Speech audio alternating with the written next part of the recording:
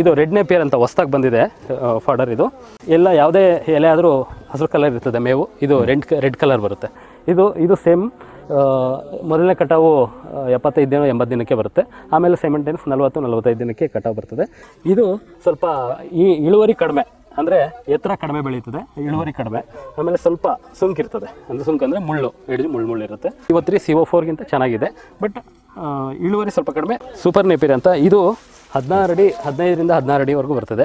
ಇಲ್ಲ ನೀವು ಮೇವನ್ನ ನಾವು ನೆಕ್ಸ್ಟು ಬಿತ್ತನೆಗೆ ಬಳಸಬೇಕು ಅಂದರೆ 18 ಅಡಿವರೆಗೂ ನೀವು ಬಿಟ್ಕೊಂಡು ಇದನ್ನು ಬೆಳೆಸ್ಕೋಬೋದು.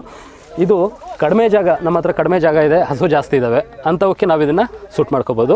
ಇದು ತುಂಬ ಸೆಕ್ಯುಲೆಂಟಾಗಿ 14-15 ಅಡಿ ಆದಾಗ ನೀವು ಇದನ್ನು ಕಟ್ ಮಾಡಿ ಹಾಕ್ಕೋಬೋದು. ಬಟ್ ನೀವು 14-15 ಅಡಿ ಬಿಟ್ಟಾಗ ನೀವು ಚಾಪ್ ಕಟ್ಟನ್ನು ಬಳಸಿ, ಮೇವು ಕಟ್ ಮಾಡೋ ಯಂತ್ರಗಳನ್ನ ಬಳಸಿ ನೀವು ಇದನ್ನು ಉಪಯೋಗಿಸ್ಕೋಬೋದು ಅಷ್ಟೇ. ಇಲ್ಲ ಸರ್ ನಮ್ಮಲ್ಲಿ ಹಸುಗಳು ತಿನ್ನಲ್ಲ ಅಂದರೆ ಒಂದು 10-12 ಅಡಿ ಆದಾಗಲೇ ನೀವು ಇದನ್ನು ಕಟ್ ಮಾಡಿ ಬಳಸ್ಕೋಬೋದು. ನೆಕ್ಸ್ಟು ಇದು ಪುಲೆ ಜೈವಂತ್ ಅಂತ. ಇದು ಕಬ್ಬಿನ ಜಾತಿ ಥರ ಇದೆ ನೋಡಿ. ಇದ್ರ ಎಲೆಗಳು ಎಷ್ಟು ಅಗಲವಾಗಿ ಬರ್ತವೆ. ಇದು ಹೊಸ ವೆರೈಟಿನೇ. ಇದು ಸೇಮ್ 85-90 ದಿನಕ್ಕೆ ಮೊದಲನೇ ಕಟಾವು ಬರ್ತದೆ, 45 ದಿನಕ್ಕೆ ಎರಡನೇ ಕಟಾವು ಬರುತ್ತೆ. ಸ್ವಲ್ಪ ಚಳಿಗಾಲದಲ್ಲಿ ಇದ್ರ ಡೆವಲಪ್ಮೆಂಟು ಕಡಿಮೆ. ಇದು ಬೇಲಿ ಮೆಂತೆ ಅಂತೆ, ಬೇಲಿ ಮಸಾಲೆ ಅಂತ ಕರೀತಾರೆ, ಹೆಡ್ಜ್ ಲೂಸರ್ನ. ಬೇಲಿಗಳಲ್ಲಿ ತುಂಬ ಗಟ್ಟಿ ಬರುತ್ತೆ, ಇದ್ರ ಕಾಂಡ ಕತ್ತು ಗಟ್ಟಿ ಇರುತ್ತೆ ಹಾಗಾಗಿ ಇದನ್ನು ಬೇಲಿ ಮಸಾಲೆ ಅಂತ ಕರೀತಾರೆ. ಇದು ಹಸುಗಳಿಗೆ ತುಂಬ ಒಳ್ಳೆ ಮೇವು.